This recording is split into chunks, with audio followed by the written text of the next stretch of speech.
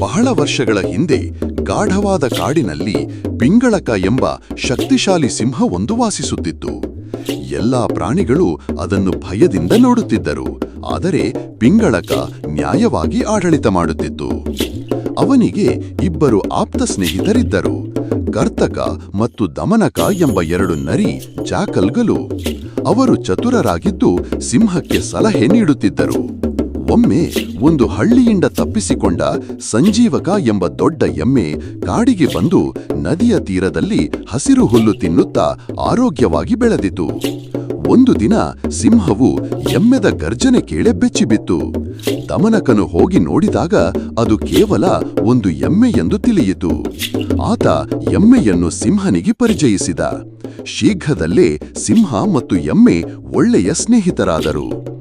ಎಮ್ಮೆ ಬುದ್ಧಿವಂತನಾಗಿದ್ದು ಸಿಂಹನಿಗೆ ಹೊಸ ವಿಚಾರಗಳನ್ನು ಹೇಳುತ್ತಿತ್ತು. ಇದರಿಂದ ಜಾಕಲ್ಗಳೊಂದಿಗೆ ಕಳೆಯುವ ಸಮಯ ಕಡಿಮೆಯಾಯಿತು. ದಮನಕನಿಗೆ ಅಸೂಯೆ ಬಂತು. ಅವನು ಸಿಂಹನಿಗೆ ಗುಟ್ಟಾಗಿ ಹೇಳಿದ, ನಿನ್ನ ಹೊಸ ಸ್ನೇಹಿತನು ಬಲಿಷ್ಠನಾಗಿದ್ದಾನೆ. ಅವನು ನಿನ್ನ ಸ್ಥಾನವನ್ನು ಕಸಿಯಲು ಯೋಚಿಸುತ್ತಿರಬಹುದು. ಎಮ್ಮೆಗೂ ಅವನು ಹೇಳಿದ, ಸಿಂಹನು ಮಾಂಸಾಹಾರಿ. ಅವನು ಯಾವಾಗ ಬೇಕಾದರೂ ನಿನ್ನ ಮೇಲೆ ದಾಳಿ ಮಾಡಬಹುದು. ಇದರಿಂದ ಸಿಂಹ ಮತ್ತು ಎಮ್ಮೆ ನಡುವೆ ಅನುಮಾನ ಹುಟ್ಟಿತು. ಸ್ನೇಹ ತಣ್ಣಗಾಯಿತು. ಒಂದು ದಿನ ಕೋಪದಲ್ಲಿ ಇಬ್ಬರೂ ಮುಖಾಮುಖಿಯಾದರು.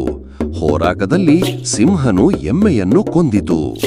ನೀತಿ: ಅಸೂಯೆ ಮತ್ತು ಸುಳ್ಳು ಮಾತುಗಳು ದೃಢವಾದ ಸ್ನೇಹವನ್ನು ನಾಶ ಮಾಡಬಹುದು.